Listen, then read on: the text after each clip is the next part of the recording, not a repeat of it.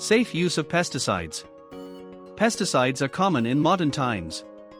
They are chemical substances that kill pests. This includes insecticides, rodenticides, fungicides, and nematicides. Pesticides are toxic and can harm people. It's important to understand their risks and proper handling. The toxicity of pesticides depends on the pest targeted.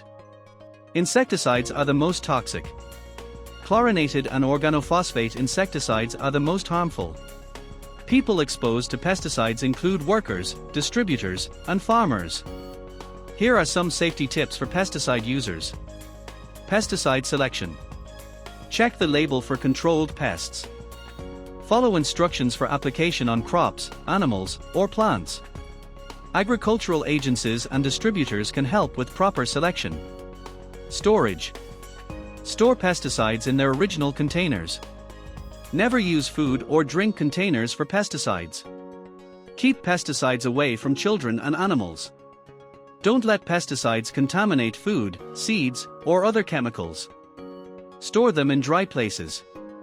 Check containers for leaks regularly.